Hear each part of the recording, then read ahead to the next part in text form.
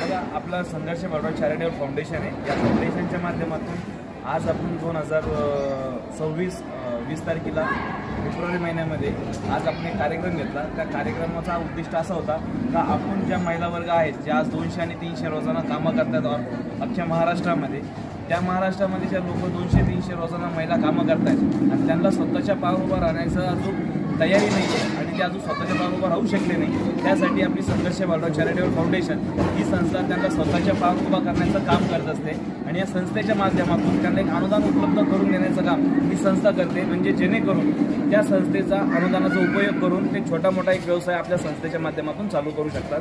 यासाठी ही संस्था दर टायमाला प्रशिक्षण देत असते आणि आपल्या संस्थेच्या मार्फत ऑल ओव्हर महाराष्ट्रामध्ये भरपूर अशा महिला आहेत त्या चांगल्या पद्धतीने व्यवसाय करतात आणि चांगल्या पद्धतीनं ग्रोथ होत आहे आणि स्वतःच्या पायावर उभा राहत आहे. आणि आज आपल्या संस्थेच्या माध्यमातून आज 2026 फेब्रुवारी 20 तारखेला शिवजयंतीच्या निमित्ताने आज आपण कमीत कमी 6,000 महिला वर्गांना अन्नदान किट वाटप केली आणि ती किट त्यांना फ्री ऑफ कॉस्ट आपल्या संस्थेकडून आपण त्यांना दिली गेलेली आहे. त्याच्यानंतर आपण काही महिला वर्गांना व्यवसाय करण्यासाठी शिलाई मशीन कमीत कमी 600 ते 700 शिलाई मशीन त्यांना वाटप केलेत आणि त्यांच्यानंतर गिरणीसुद्धा त्यांना वाटप दिलेली आहे आपण. तर गिरणीनं ते एक त्यांच्या गावामध्ये छोटा मोठा व्यवसाय आपल्या संस्थेच्या मार्फत चालू करू शकतात.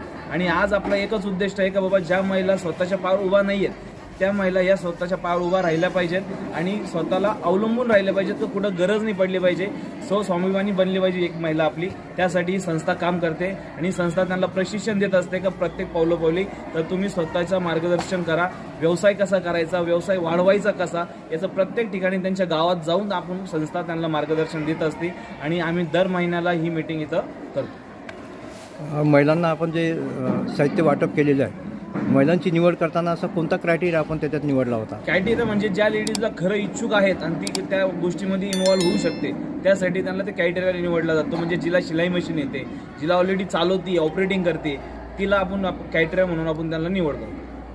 याच्यामध्ये साधारणतः किती महिलांना आज शिलाई मशीन देण्यात आले? आणि आतापर्यंत कमीत कमी आपल्या संस्थेच्या मार्फत दर महिन्याला आपण 400 ते 500 शिलाई मशीन वाटप करतो दर महिन्यामध्ये.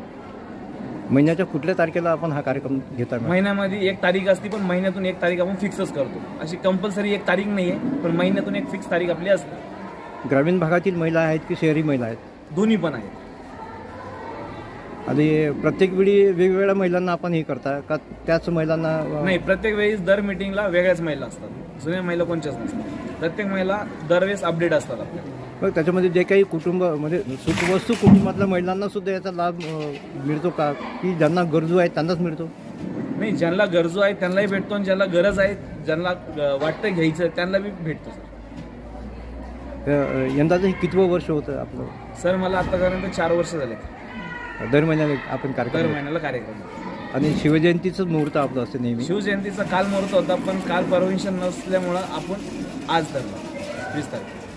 आणि ग्रामीणमध्ये कार्यक्रम घेत आहे किंवा शहरामध्ये? ग्रामीणमध्ये बी कार्यक्रम आहे. आपले संस्थेचे कमीत कमी 8 कार्यक्रम असतात ऑल ओव्हर महाराष्ट्रामध्ये. जिथं जिथं स्टॉप आहे आपला तिथे आपण त्यांची मिटिंग घेत असतो. मराठवाड्यामध्ये अन्य ठिकाणी कुठं मी आतापर्यंत बुलढाणा साईड झालं, नाही तर वाशिम झालं, नाही तर पुणे झाले आणि नाशिक झाले, अशा ठिकाणी कार्यक्रम घेतलेले.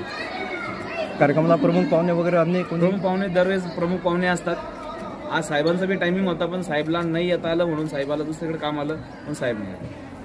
नाही तर मागच्या वेळेस मिटिंगला साहेब होते, चांगलं मार्गदर्शनही दिलं साहेबांनी, कारण की मागच्या वेळेस त्यांचा बड्डे होता, बड्डेच्या दिवशी आम्ही कार्यक्रम ठेवला होता. आपण हे स्वयंप्रेरणा कार्यक्रम घेत आहे की अन्य कोणाची मदत घेत आहे याच्यामध्ये? सर, आतापर्यंत तर स्वतःचं चालू आहे. स्वतःचं आम्हाला जी काही फंडिंग येते ते आम्ही स्वतःही वर्किंग करतो आणि संस्थेला लोक असे चांगले आहेत की ते आपल्याला मदत करतात आणि ते मदत आम्ही गरजू लोकांना देत असतो. याच्या पुढचा आपला कोणता संकल्प आहे? याच्या पुढचा संकल्प एकच आहे की प्रत्येक महिला स्वतःच्या पायावर उभा राहिली पाहिजे. दृष्टिकोन हाच आहे, कारण की आतापर्यंत आम्ही जे गावातले लोक बघतोय ते गावातले लोक फक्त 200 रोजानंच कामं करतायत, 300 रोजानं, आणि पाऊस पडला तर चांगलं आहे, नाही तर नाही. त्याच्यानंतर उन्हाळ्यामध्ये त्यांची खूप मरण होते. काही लेडीज तर घरीच बसेल असतात. तर त्यासाठी सगळ्यात महत्त्वाचा उन्हाळ्यामध्ये आम्ही हेच गोष्टी केल्यात तर लेडीजने एक स्वतःचा व्यवसाय चालू करून स्वतःच्या पायावर उभं राहिलं पाहिजे, ना की कोणावर डिपेंड राहिलं पाहिजे. कारण की शेतकरीकडे जागा राहिलेली नाही, शेतकरीकडे तेवढं काम राहिलं नाही. कारण की आज टेक्नॉलॉजी वाढली तर त्याच्यामुळं कामं भेटत नाही महिलांना.